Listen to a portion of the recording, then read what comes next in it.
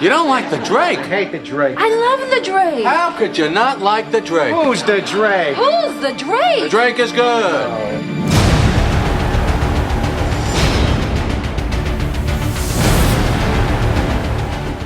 You like the Drake?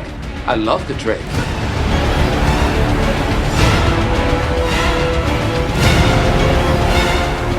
What about the Drake? Oh, screw the Drake. I love the Drake.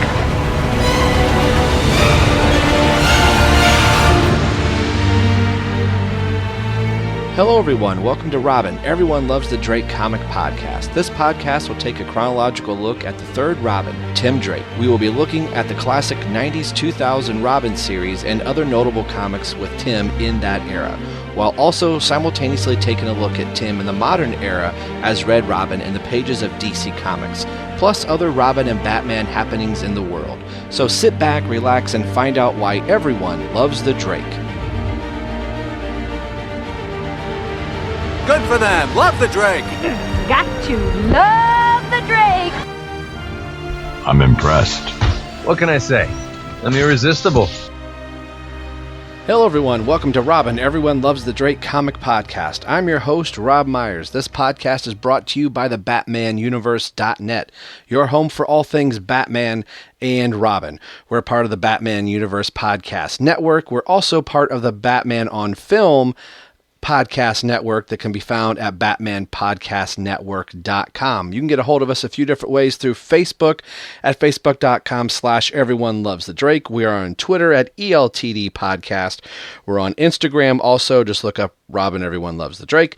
And you can email into the show at robineltdpodcast@yahoo.com. And we would love to get some emails to be able to read and chat with you guys. And if you stay tuned to the end of the episode, because I'm recording this in bits and pieces, and Terence is already saying, hey, wait a minute, that's not the intro I recorded with Rob, and I'll get into that in just a second. But a new thing we're going to start doing on every episode now is go through the likes and retweets and shares and messages and emails we get and start reading iTunes reviews. So get all those sent in to us, and then we can have a discussion and dialogue, and you can get to hear your name mentioned if you like and retweet and share and all that wonderful stuff. And, getting emails sent into the show, we're starting to get some of those funneled in, and we're going to start reading those. So again, just correspond with us. It's nice to make this more interactive with you, the listener. I wanted to say viewer. But speaking of viewer, we're also on YouTube, and we're trying to get that going, so we apologize about that. Terence is on the call with us, and we had kind of started the show abruptly. Originally, Ryan and I were going to do this episode, and then you'll hear in just a little bit, his daughter was sick, and then it turned out he ended up getting a little sick. I was also guesting on Holy Batcast, and that time had come and gone. Andy DiGenova had kind of overslept, so that that didn't happen when it was supposed to. We were supposed to record the Drake at 7, and then when Andy kind of overslept, I got a hold of Terence, and I said, because Ryan hadn't let me know at that time that he and his daughter were both sick, so I was like, Terence, is there any chance that you can do it? Because he was going to be out of town. So this is totally crazy and bonkers of an episode. So you're going to hear some cuts and splices, because initially I was just going to record this as a solo episode, and I actually did record a small chunk of it, and Terence had recorded a chunk. So you're going to hear a couple little splices, but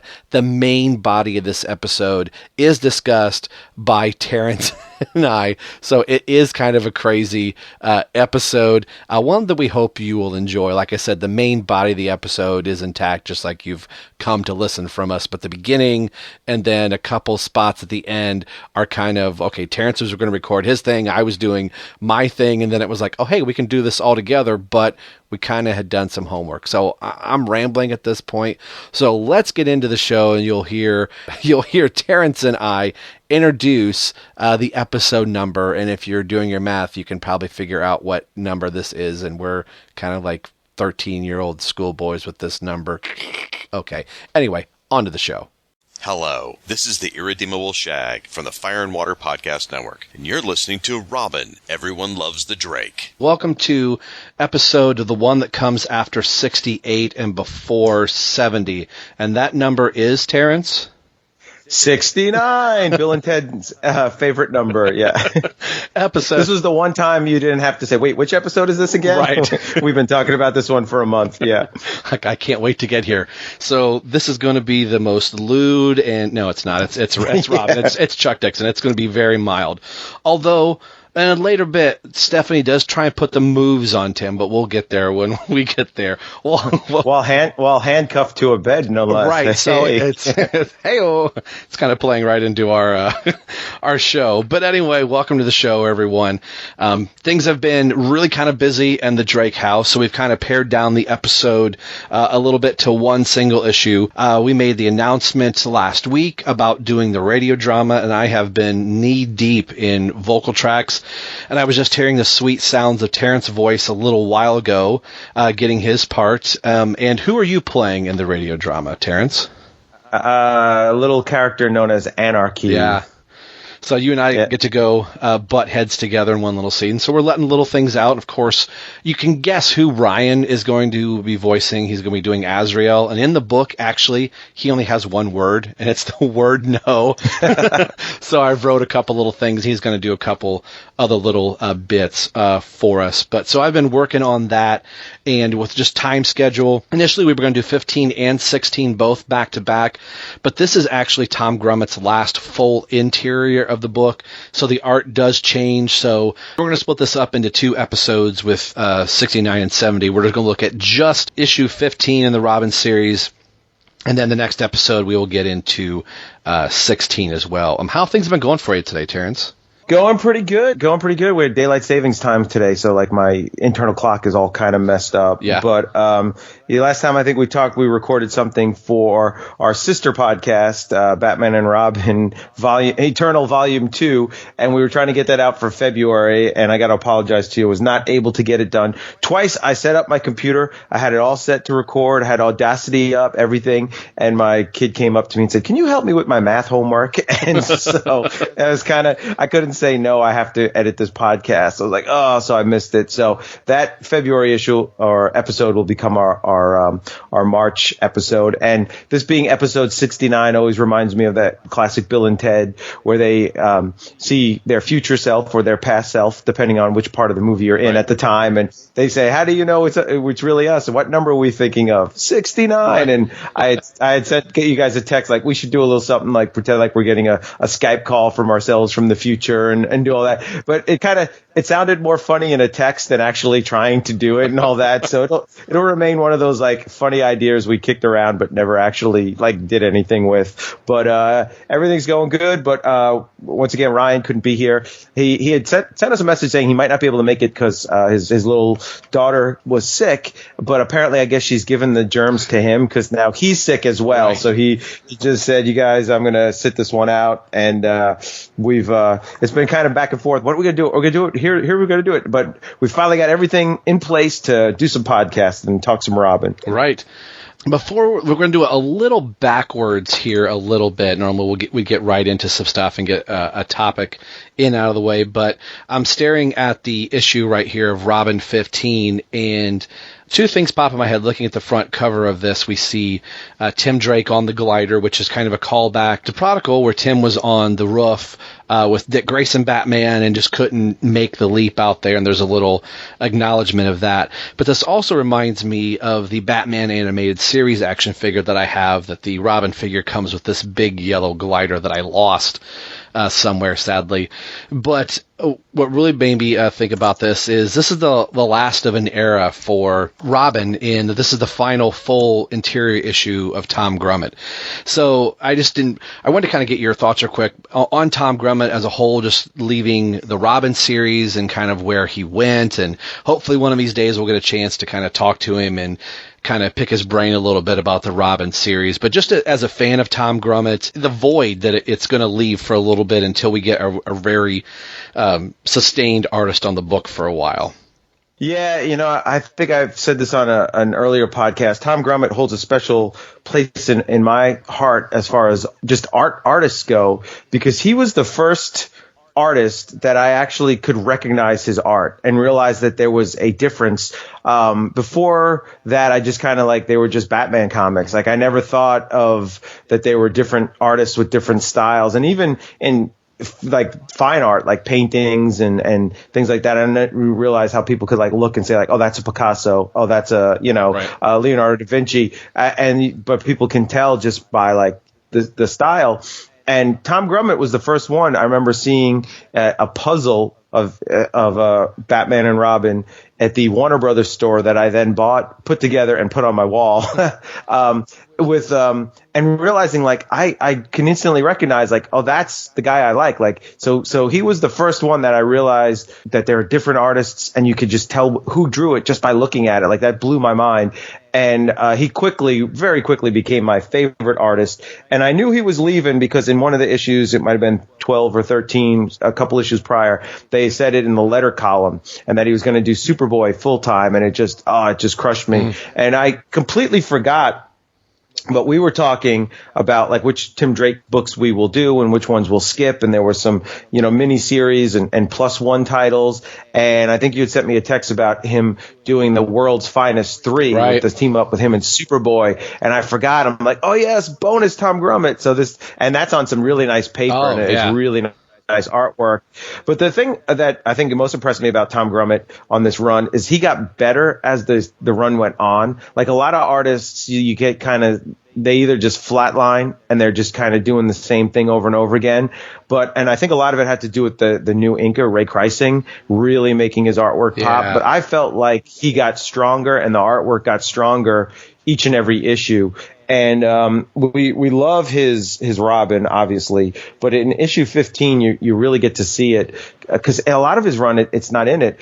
His Batman, his Bruce Wayne Batman, is fantastic. And he even drew Bruce Wayne Batman a bit different than Dick Grayson Batman, and obviously, of course, Jean Paul in the early part of the series. Yeah, it's really sad. And what's the tease is on issue 16, it has Grummett's name on the cover, but he only did the cover for it. And then you open it up, you're just like, oh no, it's like Christmas morning, and you see that box, and you're like, oh, that's the Atari, and you open it up, and it's like, no, it's a sweater from your aunt. You're like, oh no, so it's kind of like that. But yeah, what were your thoughts on Grummett's artwork? Not to just say ditto, but I was the same way, like falling in love with getting the Robin character his own solo books. We had Tom Lyle through the mini-series, but I could pick out, Lyle for me was the first one that I could pick out and go, oh, that's Tom Lyle.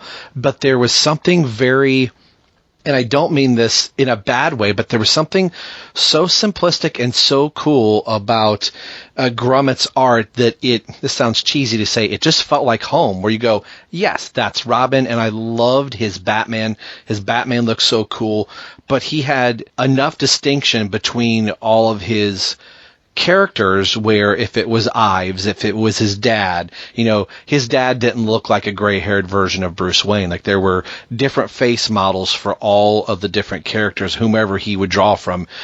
His Shotgun Smith, I loved his Shotgun Smith, and we get that in this book. And like I said, it's easy to identify and recognizable, and he was one of the first artists that when he left the Robin series, it wasn't like, okay, well, I'm going to stop reading Robin. I was like, well, I kind of want to follow where Grummett's going to go. So I did go over to Superboy and checked out different things that he was doing. He was on the new Teen Titans for a while there. And I'm holding the trade for Teen Titans Lost Family, and it's the Jeff Johns series. And we do get another drawing of Batman and Robin, Tim Drake, in issue 8 of Teen Titans. It's called Family Lost, and it's Batman and Robin kind of flying through the sky and the bat plane on the way to Titan's Tower. It's just a couple little panels of Batman and Robin talking, but they're so cool. But in this, you get to see him draw all the Titans and Cyborg and Starfire, Kid Flash and Beast Boy. So that's really cool. If you want some more with Robin and Batman, this is a really cool issue to check out. So it's issue 8 of the Jeff Johns Teen Titans run. So maybe we have to, peek into Teen Titans every now and then, just kind of see, what Tim's doing over there, especially with Tom Grummett on in issue 2 here or there. So again, like you said, just a really cool special place in my heart as a Robin fan, and that the series was doing so well. When you have, A-list talent like that leave a book, it kind of leaves a hole for a while. And the issues, Chuck's on it for 100 issues. It would have been great to get Tom on for 100, but it does sound like the Superboy was a first love of his. So when the Superboy title was starting, I can understand why he'd want to jump ship.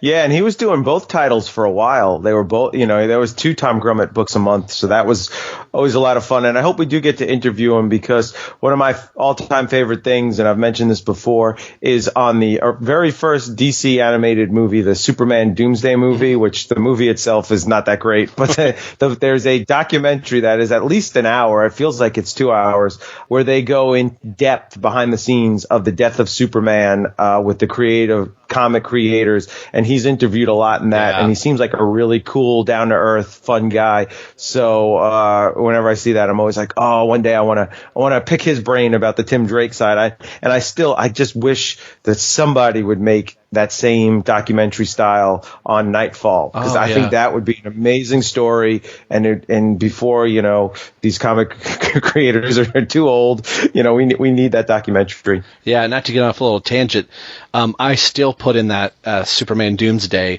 which they are going to redo here in, I think, sometime this summer or fall, to get into an actual comic adaptation like they did for The Dark Knight. But I still put that in just to watch that documentary. That's a fantastic documentary. I think we've talked about it on the show. That is worth going to Best Buy or Walmart and picking it up for $5 just to watch the documentary on the Death and Return of Superman. And like you said, I would love for somebody to do a documentary on Knightfall. I think that'd be fantastic to give that kind of detail and insight to a project. And it was cool to see Tom Grummett on that. Well, with that, this is episode 69 of Robin Everyone Loves the Drake Comic Podcast, and welcome to the show.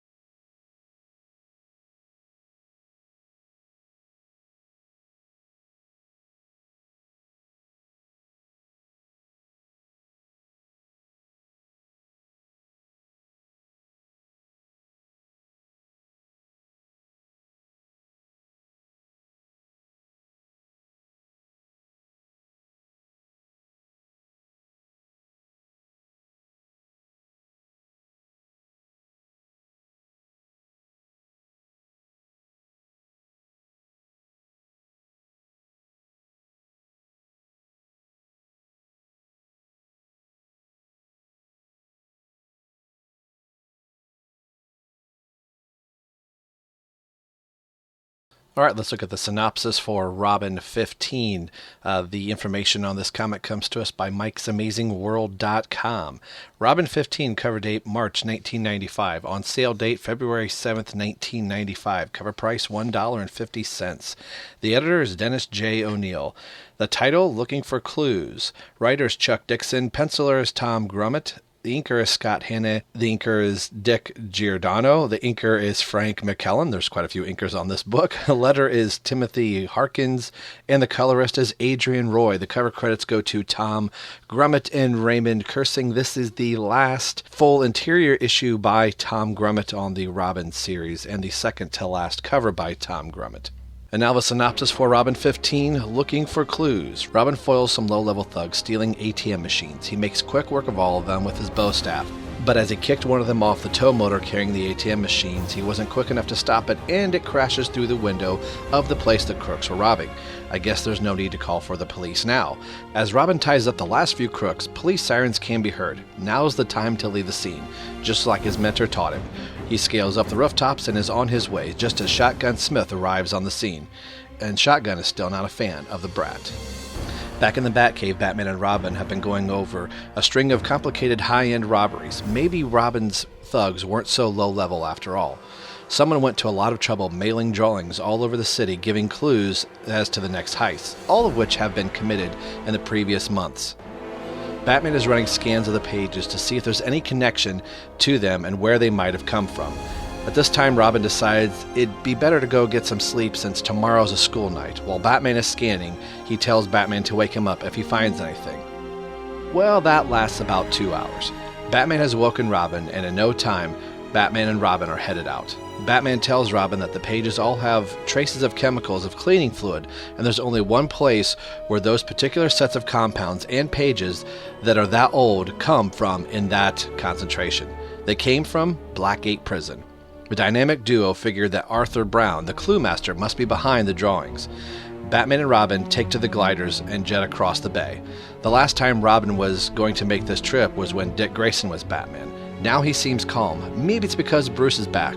Oh, and the last time he was going to get on the glider, there was a riot, a full-scale riot at Blackgate Prison. Maybe that's why. Since Robin has more of a rapport with the clue master, Batman tells Robin to take the lead as Robin scales down the building and talks to Arthur through his cell window. Arthur tells Robin that there's a new crew in town that has taken his daughter as hostage and are threatening to kill her unless he helps them commit these crimes with his clues. He hands Robin the envelope and with the information of who's behind the robberies. Batman tells Robin to keep his wits about him, but it's hard to do. It's Stephanie. If things aren't bad enough with one girl, once Tim goes to school the next morning, he finds out that one of his good friends, Glenn Dopper, had gone out with Ariana. His Ari? But he can't blame her. He'd only canceled on Ari at least 12 times. Great, another problem. When Tim gets home from school that night, he sees his dad walking, with the help of his personal trainer, Dana. And now he learns that Dad and Dana want to go on a weekend lake visit, which means that his dad's going to cancel their plans. Maybe Tim will take Dick Grayson. Tim never thought about having a stepmom, but if things keep going the way they are, that's what's going to happen. Tim sees a message from Bruce, and it's back to the Batcave in no time as Robin. Batman tells Robin that the plane is already in motion. Between Nightwing, Gordon, and himself, that they have most of Gotham covered. That leaves Robin to do surveillance duty on the courier to Gully Garson. Out of the way. Of course. That night, Robin watches the courier and eventually follows him in the Redbird. They arrive at a warehouse, and Robin enters through the roof. To Robin's surprise, he's found Stephanie, ahead of Batman. She's chained to a bed, and there's only 2 people watching her. Before he can act, a car pulls into the warehouse. A group of masked men exit. One of them is Carson, and he's pissed. Batman nearly stopped them tonight. The Clue Master set them up. Since the Clue Master is not playing by the rules anymore, he pulls out a gun and points it at Stephanie's head. Well, that escalated quickly. All right, well, let's get into Robin 15, our one and only book today. The story is Looking for Clues, and I think we've said this before, and even Chuck Dixon has said it. He likes to start his stories right off with action, so you kind of look through this right away and go, was this in another issue? Did we miss something here or there? But it's just a night on the town for Robin, and he sees some ATMs being lifted. So this first splash page is just setting up the story right from the get-go of action. What do you think of this first splash page? Yeah, it's cool because, you know, the cover's got, like you said, like the action figure with the big yellow glider. Isn't that a Joni Mitchell song, I think? But yeah, Big Yellow Taxi. Yeah. But yeah, he's coming in. And, yeah, it's like a Chuck Dixon, like right from that first page, boom, you're sucked in. You're just like, you open this book, you look at it, you start reading, and you're in Gotham City on a cold night with Robin swinging in. It's just amazing how he can hook you like that, which is why he's just, you know, the best in the business at this stuff. I gotta kind of call shenanigans a little bit, being that I work in a distribution warehouse, and I know kind of how tow motors work. They have these lovely things called safety features on either on the deck or on the seat. So in the next page, which is a beautiful shot here of Robin coming in from the side of the tow motor and kicking the guy off, the safety feature kicks in as soon as the weight of the person is lifted from the tow motor. It usually kills it. No, maybe in the 90s, maybe that wasn't a safety feature, but I'm kind of looking at it going, well, when I'm at Lowe's and I get off my tow motor, it stops right now. But I understand for the point of the story, it's got to crash into the wall so the police can be alerted. And that's a funny little moment there where Robin realizes, well, I guess I don't have to call the police because with the window break-in, the cops are going to come anyway. But I love this splash page onto just like a full body shot of Robin coming in, kicking the guy right in the face, and then dodging the sledgehammer. But just it makes me sad that Grummet's not going to be in the in the rest of the series. But yeah, these couple pages are just beautiful. What do you think?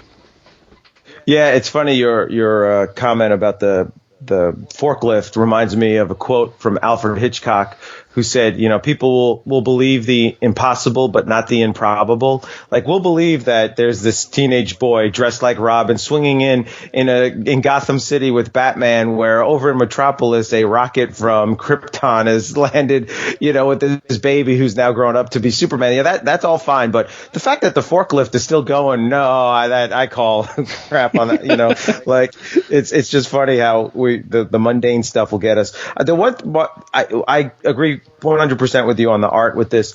The one thing that got me a little bit is, and this is a nitpick here, he's kind of like dissing these guys. He's kind of saying that, lowbrow and low tech. And he said the first line's no criminal masterminds tonight. But then he says that these guys have stole 100 of these things all over the city somewhere.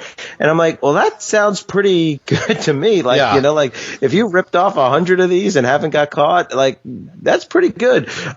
So maybe he's not giving them as much credit. But again, I think it's just like compared to the Riddler or Joker, right, or somebody with superpowers or something like that. But it's kind of fun watching Robin go toe to toe with them. And I do like too how the cash machine breaks open, so there's like bills of flying in every panel all over the place and stuff. And then the forklift just goes on its own and crashes right into a window. So you might have to get out there in the warehouse at work and start just, messing with it to see if you can actually get it to, really do that somehow. Yeah.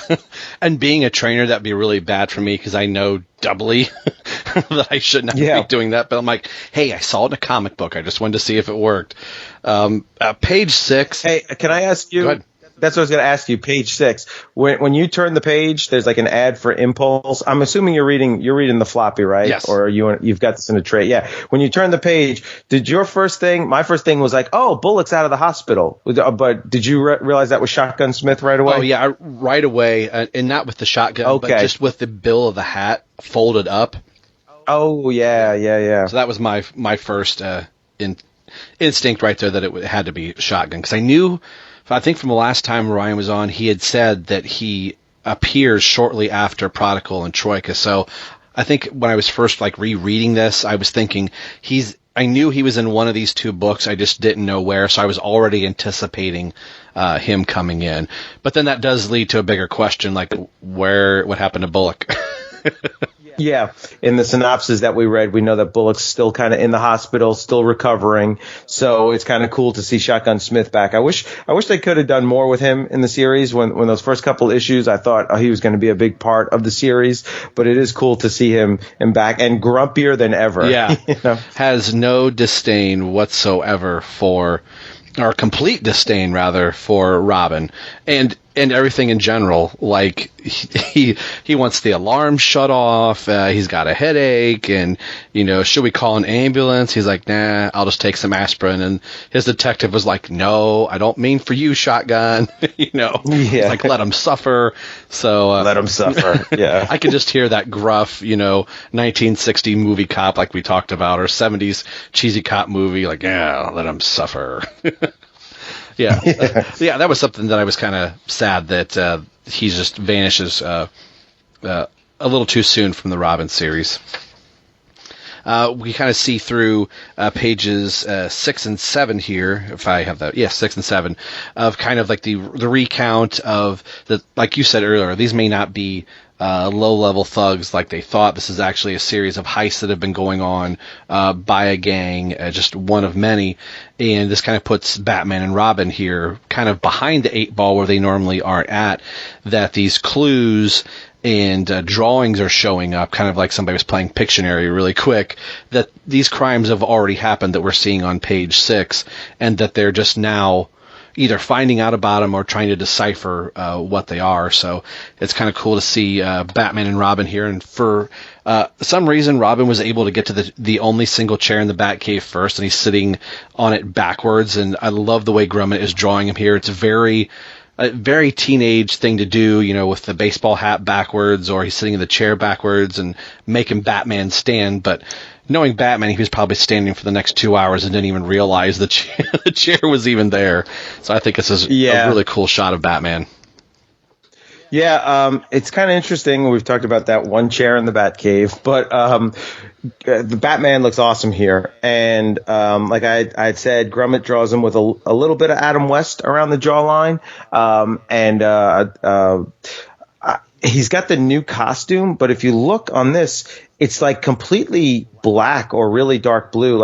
And you can kind of see now Grummett would have drawn this, penciled it, and then the inker would have come in, and then the colorist. And if you look, you can kind of see the outline of Batman's underwear on the costume, but it's all colored the same as the costume. Right. So it's kind of like going back to the last Troika where he got his new costume. It's still very confusing on what exactly is the new costume, because it's being portrayed different in different books. I don't see any fins on his feet, so those are gone. He got the new boots last time. But this is kind of funny because the clues are so like elementary school. Yeah. It's funny.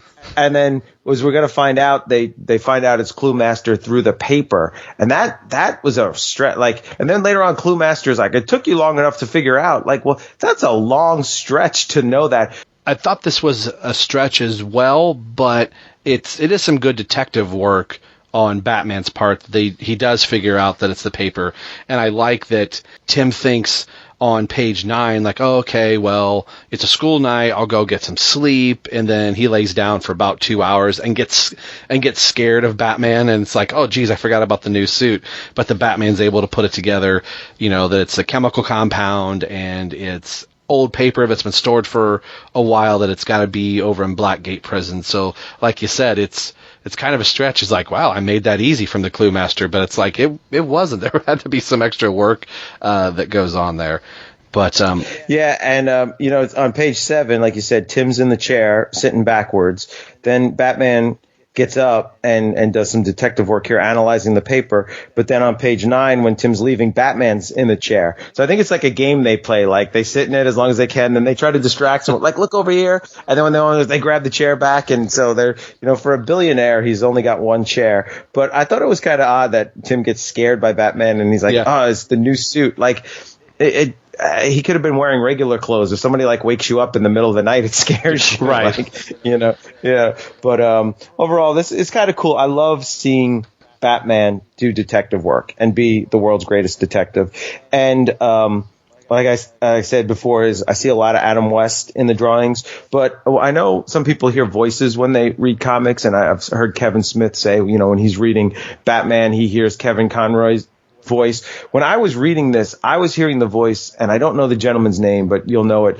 Do you remember the voice of Batman in the Super Friends series? And let's go, Robin. And for some reason with this artwork, that's the voice that I heard, that Super Friends. And gosh, whenever I hear a little clip of that voice, it takes me right back to 1977, sitting there 3 years old watching Super Friends or Batman cartoons or Batman with Scooby-Doo or whatever. But for some reason I heard that 70s Batman voice as I read this comic.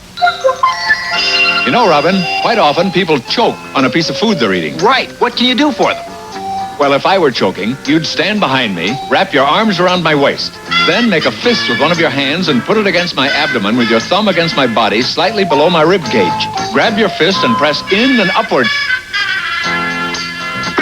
You might have to press and push up more than once. Try it again. It's important to get it right. Someone's life may depend on it.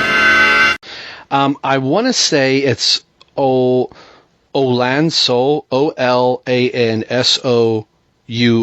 Olanso. I can never know how to say his name right, but that's That's a classic Batman voice. I think Casey Kasem ended up voicing Robin, which I don't hear Casey Kasem coming out of Tim Drake.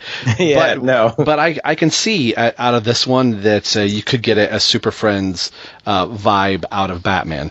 This seems like the way Dixon is writing Batman in this, Batman is playing the secondary character. I mean, you would think so in this is Robin's book. Robin should be the lead in his own book. But when you put Batman in a book, Batman has a way of just kind of taking over because you want to use Batman. And I think Chuck uses Batman very well.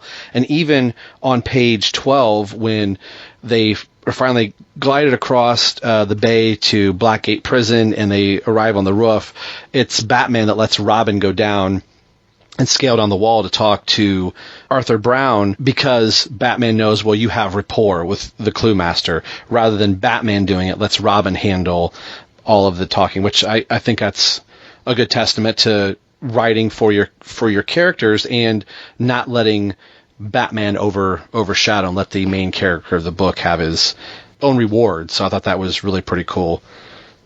Yeah, I thought it was also cool that Dixon didn't spend a lot of time with Robin working up the courage to use the hand glider, even though he chickened out last time. And he kind of says, maybe it's because it's Bruce here and not Dick. And I can totally see that, I'm not going to chicken out in front of Bruce, but, Dick's okay. So I was a little surprised they didn't do that, but I thought it was cool that it just kind of went right in and he's just like, yep, Bruce is here. I'm not chickening out this time. I like that Dixon is writing at least Tim's reaction with Bruce Wayne Batman different than Dick Grayson's Batman, because that's one of the knocks on Prodigal is that it could have just been like generic Batman at some points in that series, what you would even complain, like even the artwork, they look the same and all that. So I do really appreciate that in this here. Yeah. Robin finds out that Stephanie has been captured on 7. She's being held because Clue Master's being blackmailed. We want you to do all these crimes and set up these riddles for us, or, we're going to kill your daughter. So that puts Robin in a place, he hasn't seen Stephanie in a while, so that gives credence why that she's been taken, and Batman's got to tell him, hey, you've got to keep it in check. And I know have some type of feelings for Stephanie, but you've kind of got to get through it. So they're back off across the bay, and then Robin's kind of reminiscing a little bit. And I love this picture in 14, and every now and then you'll see it. You get a headshot of Tim Drake Robin, but kind of inside his head and inside his thoughts, you see Robin and Spoiler here. And I love Grummet's Spoiler. As much as I liked seeing Spoiler by Lyle, I love Grummet's Spoiler so much better. I think he just draws a beautiful, beautiful looking Spoiler. What do you think about this splash page on 14? It could be a poster. Yeah, it could be a poster. Yeah, that would be a great poster. It is fantastic. And I even like leading up to it on 12 and 13. Did you notice that Robin's eyes have a light green tint to them? Yeah. It's almost like a night vision thing. I thought that was really cool because he's got a dark green domino mask, so you can't go too green with the eyes, but it's just a subtle light green as if it's night vision. And I thought that was a really cool look. I don't really recall that too much in the book before that. Now maybe it's probably all over the place and I just picked up on it now. But I do that at school a lot because there's kids and they'll come in and they'll have a cast or a boot on their foot, because these kids are always getting hurt with stuff. And I'm like, oh, what happened? I'm like, oh, when did this happen? And they'll be like, 2 weeks ago. And I'll be like, you've had that for 2 weeks? And they're like, yeah. I was like, oh, so I'm just noticing now. Sorry about that. But speaking of school, that's where Tim is in his next scene. Yeah. I love the world building that and this is kind of one of the big things that I like about where we're going with this. You'd asked, where I was reading this out of, if I was reading this out of a trade or the single issues. This has never been collected. These books, from time to time, will get collected, but there aren't too many collected editions of the Robin series beyond Knightfall and Prodigal. I know they're slowly starting to collect some now, and there would be some sporadic ones. But to my knowledge, this has never been collected in any type of trade so far. Seeing Ives and everybody else in Tim's group is just so cool to get into, that these are going to be recurring characters and family members that are really Tim Drake centered, aside from the other Batman stuff that'll occasionally pop in. So I love seeing his school activities, to know that this is going to be a theme that's going to be playing out through the Robin book of Tim's normal daily life is really, really cool. And then the realization that while Tim's been flitting around as Robin and having to cancel on Ari so many times, one of his other buddies has actually asked him out. So it's just, he's got Stephanie on the brain, and then it's kind of like the light bulb goes off. Oh crap, I do have a girlfriend, that somebody else has gone out with. So what'd you kind of think of his school setup? And then let's piggyback that into his dad and Dana in the next page. Yeah, I like this. It's very much reminiscent of the Peter Parker Spider-Man in the early days, which I never read. So this is kind of cool for me. What's funny is, though, I read this, and was it Doppler or Glenn? Glenn, says that he took Ariana out on a date. And Tim's like, my Ariana. And then I turn the page, so this is page 16, where you see Tim, and he walks in, and there's like an old guy and a young girl with dark hair. And for some reason, I thought he almost looks kind of angry the way he's swinging his arms. So I thought Tim went to go confront Ariana, like he was gonna. So and I for some reason looked at that and saw that, but then we start reading, you find out it's not. It's his dad and his dad's personal trainer, and that they're kind of starting to get romantic here now. His dad's up and walking. Him and the trainer are going to go to the lake for the weekend, and Tim's like, all right, whatever. Later on, after I got done reading, I'm like, I forget that scene where he confronts Ariana. Like, what happened in that scene? And I couldn't remember. I'm like, when I go over the book with Rob, I guess we'll get to it again. And now I'm realizing there was no scene with Ariana. Yeah. So I have completely lost my mind. But all I could say is, it'd be nice to be Jack Drake. That's all.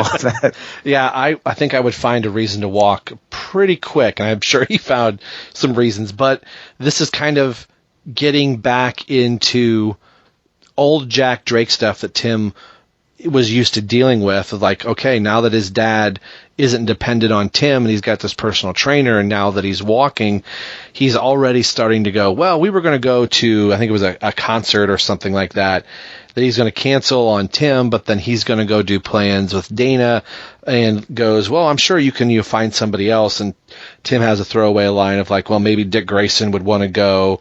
And Dana and Jack are having this little discussion of like, is he going to be okay? And, Jackson's like, oh, he's mature. He can take this. And, knowing that these are the early seeds being planted of Jack going to be eventually proposing to Dana, and he's going to have a new stepmom, and Tim even makes mention of that as he's going up the stairs when he sees a message from Bruce. So that's kind of cool to see like where this is starting, but it's got to be kind of a bummer for Tim at the same time, going, oh, okay, Dad's going to be very dismissive of me again. Like, we've gone through all this stuff, and his dad is going to go right back to the way things used to be. You know what I wondered too on this, and maybe I missed it in another issue, maybe somebody could tell me, how does Jack Drake know who Dick Grayson is? Because Tim's like, oh, maybe I can go with Dick Grayson, and his dad's like, okay. I could see his dad like, well, who's Dick Grayson? Well, he's a grown man who I hang out with all night in spandex sometimes. It's okay, Dad. Like, okay, yeah, I'm going to the lake. I don't care what you do. I'm with this hottie trainer. But I wonder if some of that just didn't come from Prodigal, that Dick was over at the manor, so if his dad was used to Tim just going over when Bruce was there, while Bruce isn't at the manor right now and Dick Grayson's house sitting, maybe that was just, he just got used to like, oh, this Grayson guy happens to be over there, and that's all that he knows. Yeah, his dad's like, no, that guy doesn't even know how to operate a washing machine. He can't take you to the Knights game. Right. He seems like a carny. Yeah, exactly. Yeah. That ponytail of his. Yeah, that's right. He's trying to look like that Superman guy. We see the message from Bruce, and it's back to the Batcave for Batman and Robin. And Batman is telling him that, here's Dick Grayson being brought up again, that Batman has got the plan set, that they are looking for Clue Master with the packet that Clue Master had given Robin previously, that Nightwing's going to be involved in the search, and Batman and Commissioner Gordon, which leaves Robin doing surveillance at the docks. And actually just happens to get a very lucky break of following the courier for Gully Carlson, which I thought was a really funny name. That it's kind of funny that Batman, Nightwing, and Gordon are going to be doing all this stuff looking for Gully Carlson, but then Tim is sent to go watch the courier for Gully Carlson. Like, wouldn't that have been what Batman should have done? Like, we want you to go look for the guy that's eventually going to go talk to the guy that we're looking for. So it doesn't seem like that much of a lucky break, but they're trying to give Tim some distance because he's so wrapped up in trying to find Stephanie, but it eventually pays off for him. And it's really kind of cool to see the Redbird through 18, 19, and then eventually into 20 when he makes it into the warehouse. So what just about that little sequence did you think? All right, I got a lot to say about page 17. Go for it. So first of all, the message from Batman to Tim is stop by when you can -B. So is the B for Bruce or is the B for Batman? that was, I spent way too much time wondering that. It's for Buford. And second, the scene in the Batcave, I absolutely love the artwork on it. It's like from an overhead shot, and Batman is like, it's like you're hanging 15 feet, 20 feet in the air in the Batcave, and Batman's looking up right at you. It is so cool. And I can't draw a stick figure to save my life. So I could imagine drawing human figures from a vantage point that you don't see every day as a human. You know, I guess eye level might be easier to draw because that's what you see all the time. But to see it from another level where you don't actually go in your day-to-day life is amazing. So this is just fantastic artwork. For somehow the Batcave is really bigger than normal, and there's 2 chairs in the Batcave.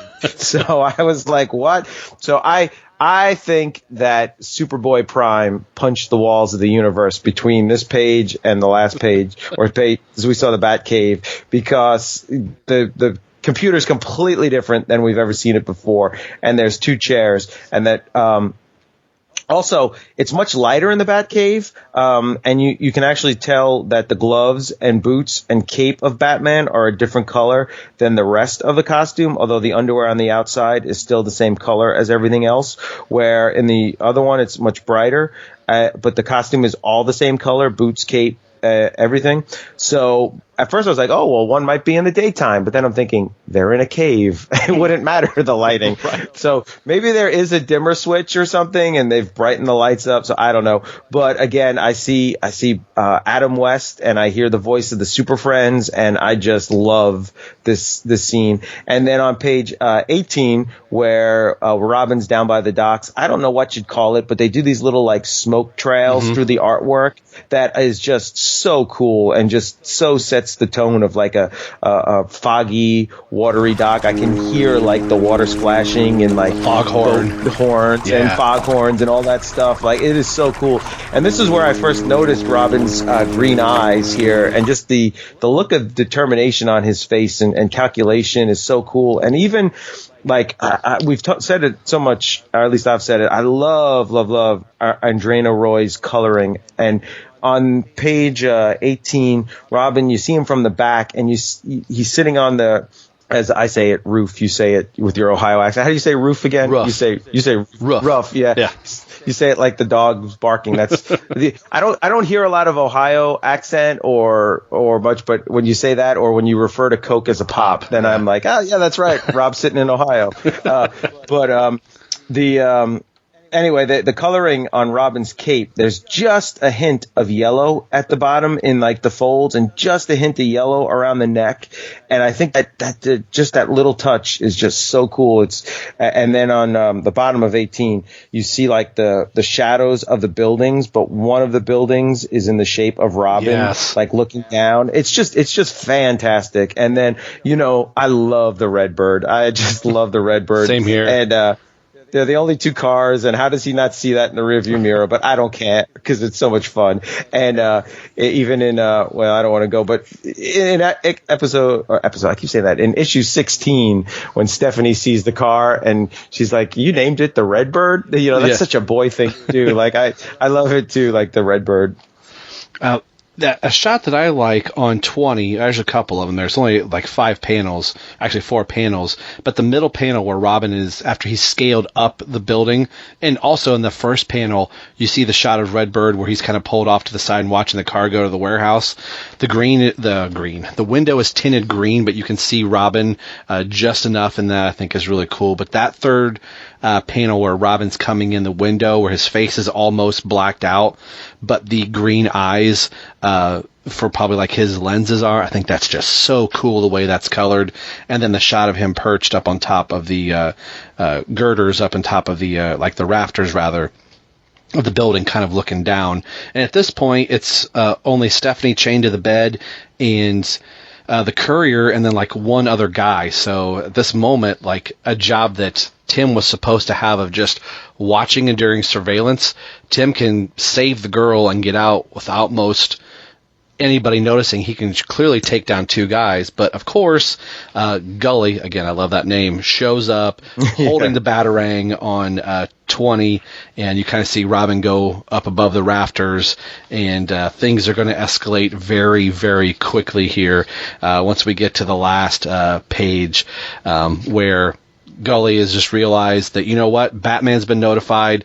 Somehow he's talked to Arthur Brown, and, well, we're not going to have any use for the girl anymore, and has the gun pointed right at Stephanie, and dun, dun, dun, that's where we're going to leave the end of this issue. So what'd you kind of think of those last few pages, and then where, you know, things are hanging in the balance for Stephanie as Robin's now deciding, oh, great, now there's 7 guys in this room. Yeah, page 20, totally agree with you on that scene with the eyes. It is so cool. I love underneath, you see Robin from the rafters, and it's another overhead shot. Grummett does those so well, and you're like seeing right over Robin's shoulder, like you're up there on the rafters with him, and same on 21 from the other angle, but you do feel like you're up there with him. And this is what I think is cool about the Robins, how they each have their own personality, is that if this was Jason Todd, he would have jumped down from the rafters as soon as the bad guys showed up, or as soon as he saw the girl, and start throwing punches and, you know, trying to be the hero. Where Tim Drake will stay. He'll just do observation like he's told, but, you know, when someone's life's in danger or when he has to, he'll disobey those orders to save someone's life or make sure the bad guy doesn't get away. And this is just a fantastic cliffhanger, like gun pointed right to Stephanie's head. You know she's not going to get shot. You know she's not going to get killed, but yet you want to read the next issue so bad, not because you think, oh my God, is she going to die? Because you're like, I want to see how Robin's going to save her. I want to see what happens next. So it's just a fantastic way to like end an issue. And I'm so glad I have issue 16 sitting right next to it in the long box that I can just pull it out. And it's not when it's probably kind of January of 95 and have to wait a month to find out the ending there. So, and then when you grab the next issue and you see spoiler on the cover with all these guns pointing at her, it's like, yes, here we go. So yeah, loved it. But overall, fantastic issue. Yeah, it's a great issue for Grummett to end on. I would have loved to have seen him complete the end of this little 2-parter, but I'm sure he was very heavy into Superboy at this point and can only probably do just this last one. But like you said, you know, not having to wait a month, unfortunately for the podcast, we are going to make you, dear listeners, have to wait till the next episode to talk about 16. But Terrence has a new segment coming up, so we're going to get into that here in just a second. Hey, everybody. This is a segment that Rob and I have talked about doing just because for the next couple of podcast episodes, we're going to just be focusing on the Robin comic. But the Robin comic is going to be leading up to a couple of big crossovers that involve Batman and the GCPD. So we wanted to just kind of keep abreast of what was going in the other Bat books, but not kind of derail the podcast by spending too much time on them. So we thought we'd just kind of look at what else was going on in the Batman world from this month when Robin came out. And so we're going to read the solicitations for this month. So Catwoman, who will be a big part of the Contagion and Legacy crossover coming up, over in her book, it says, crash landing in the dangerous jungles of Amazonia, Catwoman begins a desperate search for a former Nazi, possibly the only person alive who can free her from her servitude. Catwoman 19 by Dixon, Balent, and Smith. And then Robin, there's a solicitation for Robin, but we're going to be doing that book, so we're going to skip that one. Then here it says, over in Batman, in pursuit of the serial killer Sleeper, Batman uncovers her greatest secret, one that may stop cold Batman's attempts to halt her murderous spree. Batman 517 by Munch, Jones, and Beattie. And in fact, 2 books had come out since we last talked about Batman. We talked about Batman 515 in Troika, but Batman 516, and this is the solicitations for 517. And it's pretty cool because it involves Batman having some hallucinations, and the hallucinations and that Sleeper is really done well by Kelly Jones's art, and John Beattie inking Jones's art is surreal, and just seeing these hallucinations and with Batman is so cool. There is a little bit of GCPD in these 2 issues. In Batman 516, we see Brock go to visit Bullock in the hospital, and Bullock is out of his coma, so they're talking, and Brock has got a book with him. As we know, he likes to read, and it's a hardback book, it's a hardcover book, and Bullock makes some comments about that, and Brock says the paperbacks crumble too much, and because of this, Bullock gives Brock a nickname, Hardback. So hardback for the hardback books that he reads. So that's kind of cool. That's the origin of the hardback. And then there's another scene where Batman comes in and sees Commissioner Gordon, and he's still sleeping in his office at night. And so that's kind of also just reinforced in this issue. And then in Batman 517, there's a little bit more with the GCPD. They're kind of a continuations. They're a 2-parter with this Sleeper, who's really cool. She's got like all these skulls on the end of her hair, and Batman's hallucinating and sees her in all these different ways. So it's really amazing art. But there's one scene where Commissioner Gordon is getting dressed in his office, and Brock comes in, and Commissioner Gordon asks him, why are people calling you Hardback? And he tells them that he likes to read. And it's right next to a really cool full-page ad for Robin 16 with him holding the spoiler, the cover of that. So that's really cool. And then Commissioner Gordon tells Brock to write out a report using Harvey Bullock's desk, and there's this really cool scene of Harvey Bullock's desk with like pizzas and donuts and flies on the donuts, and just him, Brock, kind of saying like, yeah, as soon as I can find the desk under all this stuff. So that's kind of a cool scene that happens in Batman. Over in Shadow of the Bat, where's that? Oh, here it is. Over in Shadow, here's the solicitation. A rash of seemingly random kidnappings erupts into something far worse when Batman begins a new hunt for the Joker. Shadow of the Batman 37 by Grant and Kitson, and Kitson's also doing the Azrael stuff, so that's kind of cool to see. And once again, there were 2 issues since we last checked into Shadow of the Bat with Troika. Shadow of the Bat 36 had come out, and that was a one-shot with Black Canary, which I believe was mentioned in Troika when Robin talks about how there's a new vigilante in town beating people up, and that's the Black Canary. And as far as the GCPD goes, there's one little scene where Sarah Essen tells Brock that he tells her that he likes to read, but he also tells her she tells him that he's going to be Montagne's new partner. He's taking over Bullock's role while Bullock is recuperating and in the hospital. And then over in 37, which I just read the solicitation, which has got an amazing Brian Stetfree's cover that's like the Greek comedy tragedy masks for Greek theater, but the comedy is the Joker face, and the angry tragedy is Batman's face. It's so cool. But in this issue, you don't really see the Joker at all. You see some like pictures of the Joker, but there is a little bit of GCPD stuff. Commissioner Gordon goes to visit Harvey Bullock, and at the same time Sarah Essen comes in to visit also, and they just kind of sit there silently reading magazines, not saying to each other, and they kind of make the comment that, I could just say one word and end this war, but then they get a page that, all heck is erupting in Gotham and they've got to go, and when they leave, Bullock kind of says, hey, did I miss something, as they leave, so that was kind of funny. Also, this is new on the list here for solicitations. It's only issue 3, but I thought this was pretty cool. Over in Azrael, yay, Azrael, Jean-Paul Valley escapes death at the hands of the new Azrael, only to confront the entire Order of Saint Dumas in its icy retreat. Asriel #3 by O'Neill, Kitson, and Pascone. So that's pretty cool. And then the big one, Detective Comics. So Detective Comics 683. And this is one that I wish if we had more time we could have done a whole just a whole episode on it, because there is a lot of Tim Drake in in issue 683. There we go. Detective Comics. It features the Penguin. It's got a cool cover. It's very James Bondish of the Penguin with these, I guess, ladies or assassins, beautiful assassins holding guns and knives and stuff. It's really cool. They're starting to make the Penguin look cool, and there is a lot of Tim Drake in this, which is great. It involves basically Batman and Robin trying to just kind of just good old-fashioned crime stopping, and they're at the Iceberg Lounge.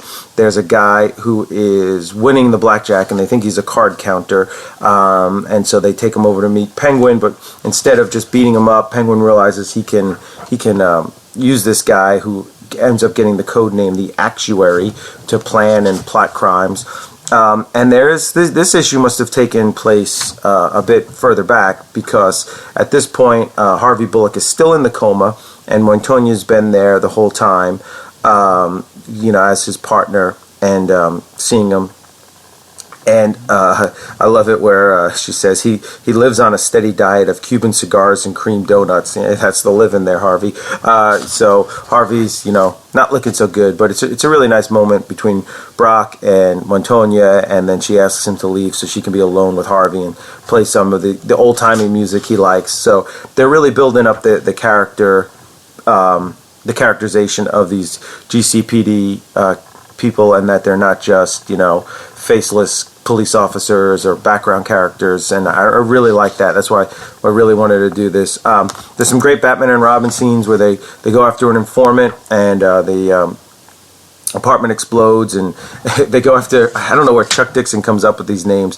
It's his name, the informant's name is Too Bad Thomas, and the 2 is written as a 2, so it almost looks like Z-Bad, but too bad for him, he gets blown up. And then there's another scene where Batman goes to see Commissioner Gordon, and again he's sleeping on the couch, and Batman says, are things that busy, or is there trouble at home? And Gordon says, none of your damn business. And then Batman says, I suppose you're right. And Batman's just trying to rebuild that damaged relationship with Gordon since Knightfall, and Gordon just wants no part of it here. And so then Penguin's guys planned another crime, but Batman has gotten to an informant, and the crime goes wrong, and there's some really cool action scenes of Batman and Robin. There's a lot of Tim Drake. There's even Tim Drake takes off his R on his chest and throws it at a car, and then you see him later on with just a black circle, no R. So I like when they incorporate that as a weapon. And so then it kind of ends with the Actuary realizing that if you plan your crimes in the daytime, they're less likely to be broken up by Batman. And that'll lead up to issue 684, which is the second part, but there is no Tim Drake at all in 684. So that's why we're not really covering it too in depth for the podcast. But that hopefully will take you back to March of '95 when these books came out. And now back to Robin. All right, so that's a new segment that we're going to do, so that's great that we can kind of see what's going on else in Gotham. What else do you have for us, Terrence? Do we have anything in the letter section? Yeah, we got some letters here on Robin 15. Now, these letters appear in Robin 20, and when I open that book, the page right before the letters, do you want me to spoil what's on that page, or it makes you want to just spend all day reading Robin comics? But Robin has come back into his house, and Ari is on his bed, not wearing much clothing, saying, I'm sorry, but I had no other place to go. So, this love triangle with Tim Drake and Ari and Stephanie just gets better and better. Yeah. But back to 15, the first letter says, Dear Robin Crew, I just finished reading Robin 15 and was overwhelmed at all the story you managed to fit into 22 pages, ! And I agree. There was a lot in that book for 22 pages. Like, it's almost think like it started out with like an ATM heist. Like, that was a lot, Yeah. Excellent art by Tom Grummett and awesome storytelling by Chuck Dixon make for one of the best Robin books to date. Chuck writes in a way that makes it easy to forget that Tim Drake isn't real. I love the look on Tim's face when he found out that Ariana went out with Glenn Doppler. Can't wait to see how Stephanie, aka the spoiler, gets out of that last panel alive. I'm eagerly awaiting the world's finest next generation team up between Robin and Superboy. I hope it will be drawn by Tom Grummett. Until next time, this lonely Canadian won't be able to get that last panel out of his mind. And this is Daniel Abin, A-U-B-I-N, from Salisbury, Ontario, Canada. And they wrote back, and Chuck Dixon, he of the astonishing cliffhanger, just keeps on topping himself. To wit, this issue. Oh man, 30 days never seemed so long. I look forward to reading your mail on that and the debut of our incredible new art team of Mike Warwingo and Stan Walsh. For those of you who are not familiar with their previous credits, and shame on you if you are not, Mike is responsible for no less than creating the definitive way to draw the Flash in recent past issues of Flash, and Stan, who has been in comics for over a decade. Yes, why didn't we Bat Guys get him on our ship sooner? Anyway, most recently inked Vertigo's Swamp Thing. Hit the back issue bin and check out their work. You will be happy you did.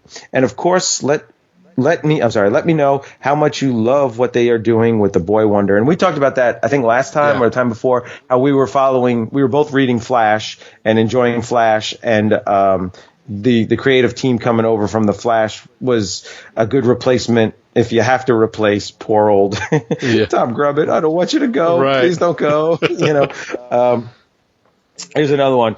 Bird Boy editors, writers, and artists. I'm not proud to admit it, but every once in a while I question why I read and collect comics every month. Usually these moments of weakness begin when money is a little tight. This is followed by the sensation of pouring money down the drain. But just when things get their bleakest, you boys at DC always come through for me. And I won't mention what miracle Denny and the boys did to restore my faith in comics over in the Bat titles now.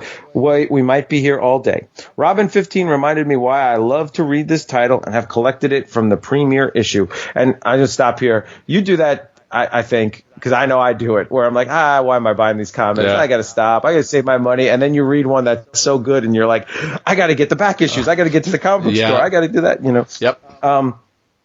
I will say this, too, before I finish the letter. We're in Robin issue 20, and the title of the letter column is still just Robin. Oh, wow. They haven't titled it. Like, they need to get on that. But anyway, even though the story wasn't part of any earth-shattering crossover or continuity-altering event, Robin 15 possessed all the great aspects that drew me to the comic in the first place. It showcased Robin working on his own and together with everyone's favorite Dark Knight.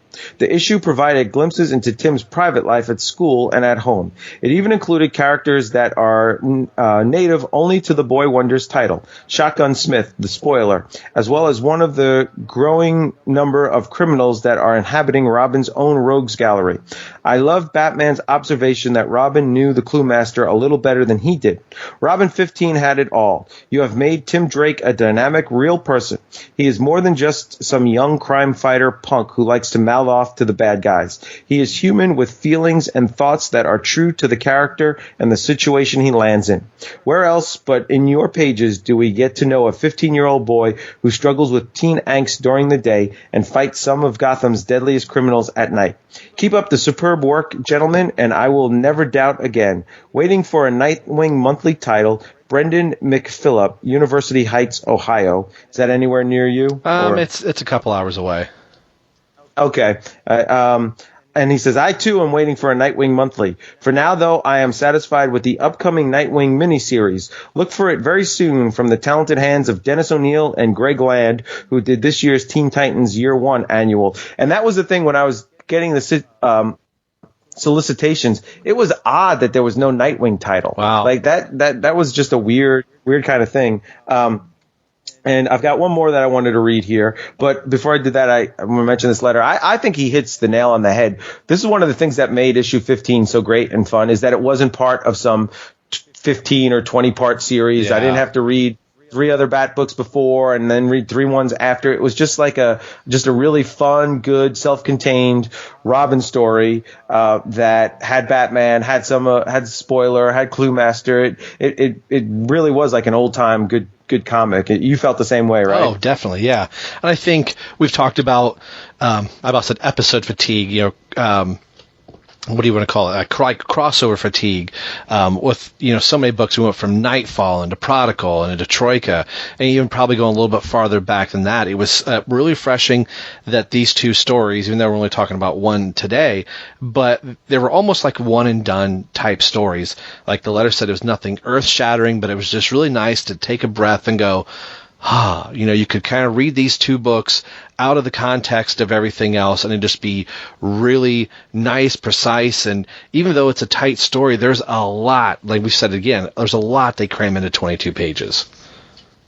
Yeah, one person wrote, I'm not going to read his whole letter, but he did write, "Dear editors, I'll miss Ray Kreising. His inking on the cover of Robin 15 was a beautiful gift. His work over Tom Grummett's penciling has been one of the many significant factors in the success of your excellent comic book." Although 15 was not inked by Ray Kreising, it was inked by Scott Hanna, yeah, right. Which it still looked pretty awesome. The artwork in 15 was fantastic. Mm-hmm. But yeah, I think Ray Kreising and Tom Grummett, sometimes those pencilers and inkers, like they just click, and then like you'll notice a famous penciler uses the same inker every single time. Yeah. Like, Jim Lee always uses Scott Williams. Like he never uses anybody else. Like they just click. But one more letter I wanted to read before we wrap it up. It says, "Dear editors, I realized the scene in Robin 15 in which Tim was startled when awakened by Batman was done to stress Batman's costume change, but I'm sorry. For me, the change seems too subtle to warrant Tim's reaction.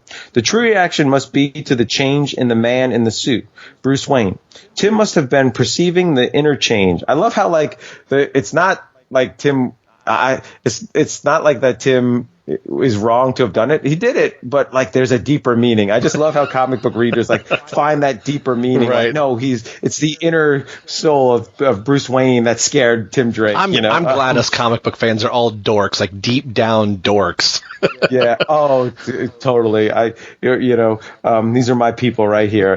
This is the kind of guy. Oh, actually, no, I'm sorry. I take that back. This is the kind of woman here. Her name's Melissa Page from Norton, Kentucky, who could relate to me, like obsessing about Batman's boots and everything. and that was a good music you put on the last podcast with the "Too Much Time on My Hands." Yeah. I really felt that. Let me finish Melissa's letter here. It says, "In stark comparison to the uncomfortable situation on page 9, we have Tim feeling confident, winging with Batman on page 11. As much as I like Dick Grayson, through Prodigal, Tim was more of a reassuring force for Dick than Dick was for Tim. Dick has got to be relieved to be rid of that role. So, Nightwing is still in Gotham, though he exists off-panel.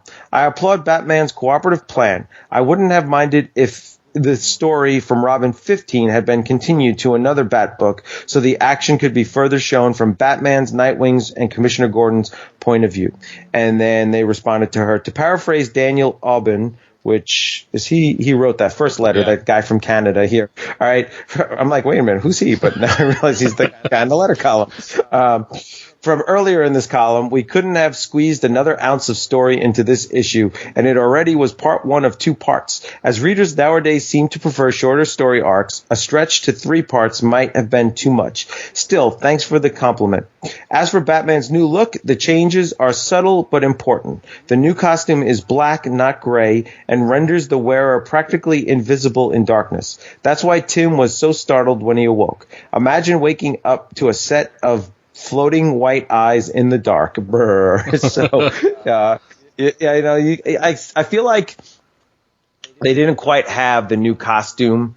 Like they kind of were tweaking it and making it as they went, which is kind of weird when they announced new costume, and then they were listening that the fans were very underwhelmed by it. Right. But overall, this is just another fun issue, and it's fun to kind of go down memory lane and kind of just relive the mid-90s. I should go drink a Crystal Pepsi and watch an episode of Friends and Seinfeld and relive my glory days, put on some Nirvana, and there we go. Yeah. And I would be remiss if I didn't point out the Baffler's name was mentioned.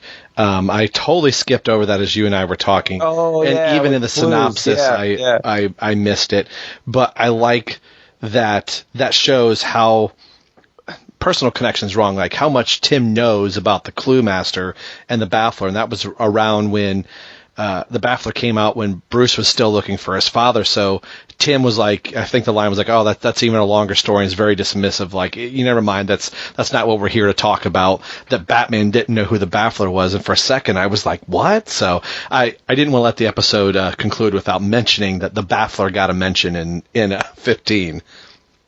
Yeah, and oh, goodbye, Mr. Grummett. We will see a cover or two here or there from him and artwork, and we will get the world's finest. But it's the end of an era. Here, for so long, I kept saying to you, Rob, like, oh, we're never going to get to Robin regular series number 1. We were doing all the miniseries and annuals and all that stuff, and it was like a joke. We're never going to get to Robin number 1, and now we've actually finished the Tom Grummett run on Robin. Like, that's pretty crazy. Yeah, it's crazy to know that we're here, and that we're here in a spot where you're not going to hear other podcasts or Batman podcasts talk about a lot of these books until we get to something like Contagion or, God forbid, No Man's Land. That's making me go, how the heck are we going to cover that?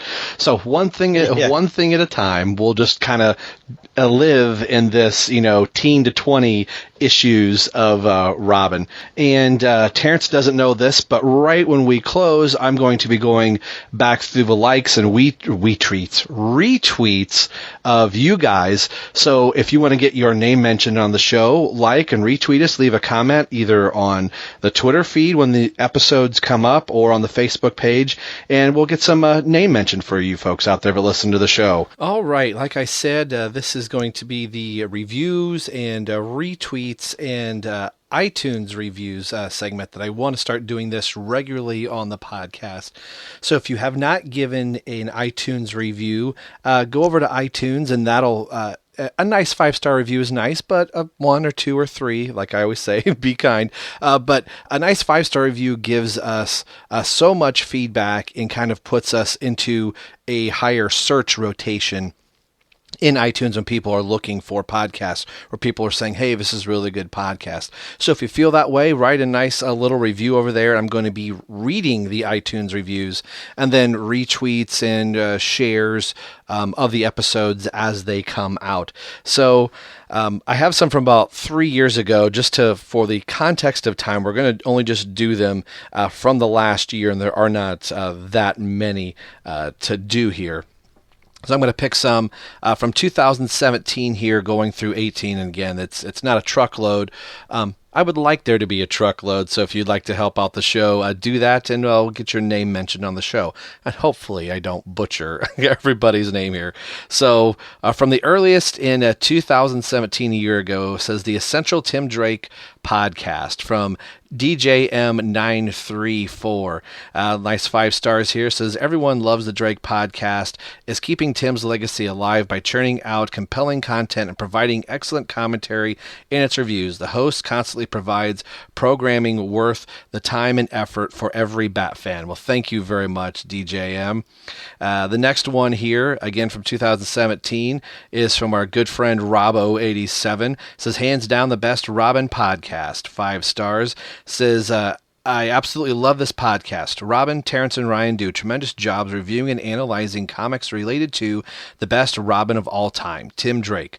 I love how they bring us back into time of the glory days of the 90s Robin stories, as well as checking with Tim Drake and the modern day rebirth. This is a perfect podcast for true Robin fans. Thanks, Robbo.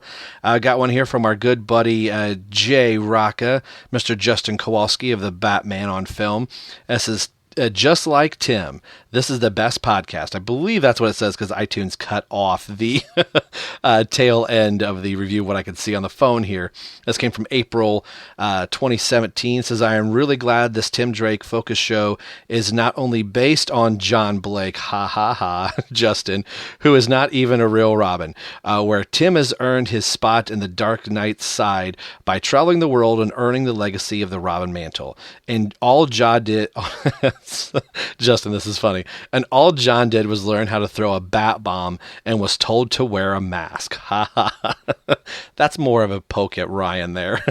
All kidding aside, what a great show. There's a great dynamic between Rob, Terence and Ryan. I look forward to this breakdown of old Tim Drake adventures and the conversations that come with it.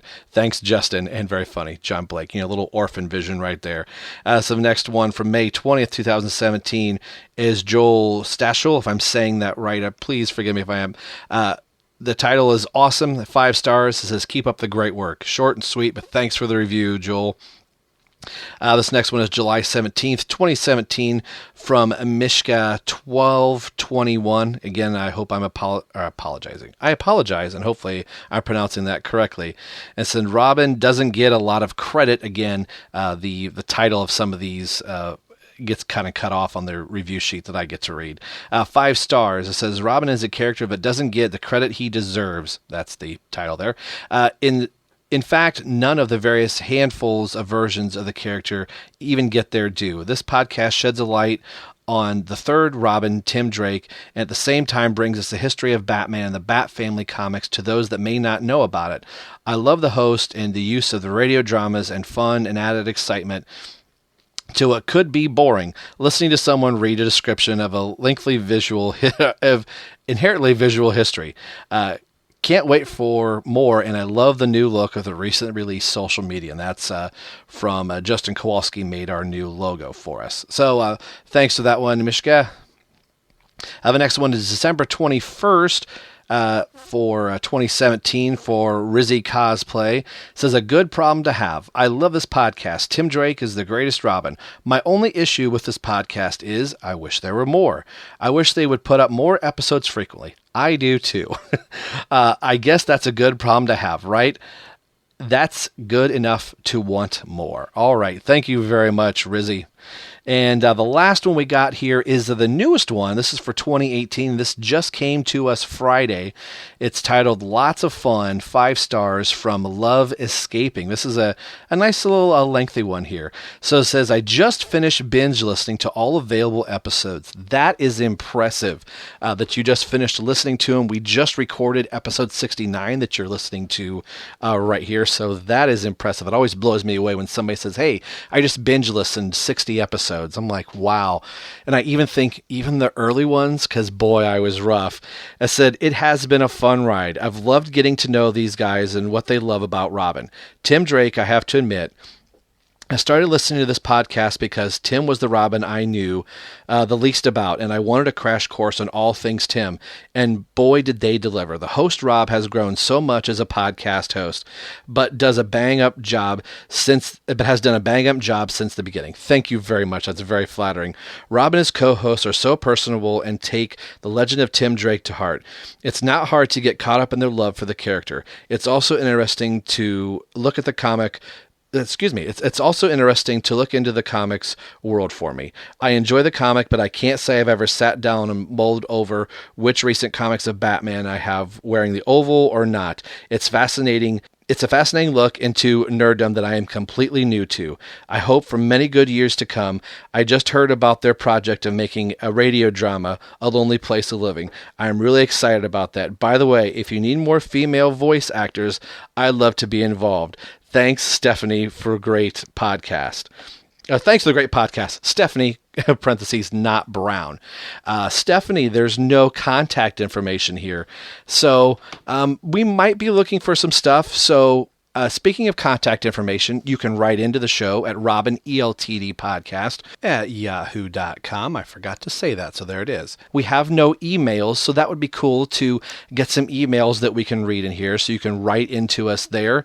And you can find us on Facebook and Twitter. Speaking of Facebook and Twitter, this is another segment that I want to do to the show about the likes and retweets into the show. So this is just going to be off the previous episodes. I won't go clear back. This is off episode 68 where we finished up Troika. So we got a like from Anthony Marino, Tim Christensen, and Al Bernardi. And I am so bad pronouncing names. I feel like I'm at work getting to train somebody for the very first time and then butchering their name. I think Terence has an even harder job being a teacher. Over on Twitter for episode 68, we have 6 likes on episode 68, and it's from Krish at Batman Books. And we have one from Darren Murphy. the Batman Universe, who hosts our show, Long's Box Crusades, Paul Shanley, Professor Frenzy, and we have one retweet on the episode, and that's from Duran Murphy. So thank you for the likes and retweets and shares. We have a couple comments here. One from Duran Murphy. It is just a wrestler holding his belt going, yes, yes. So very cool. And John M. Witherington comic reading problem here. It says, I'm sorry it's taken so long, but I'm going to be going through your early episodes starting tomorrow. So that is pretty cool. I've kind of seen where he is starting from there. So that is the end of the viewer portion. If you would like to have your name read, like, retweet, and share, give us a 5-star review on iTunes and email into the show, because it's great to be able to interact with people that love this character and just love the Batman universe a lot. And that's where the show really becomes interactive, when we can kind of imagine that we're all just sitting around a room talking about these comics that we love so much. So go ahead and send some information our way and we'll chat. So thanks for listening to this episode, and we will see you guys on episode 70, and keep your eyes and ears peeled for more information coming on the Lonely Place of Living radio drama that I am currently working on. So tentatively May, we'll see how that goes. But thanks for listening to this episode. We'll see you guys on the next one. Take care. Bye.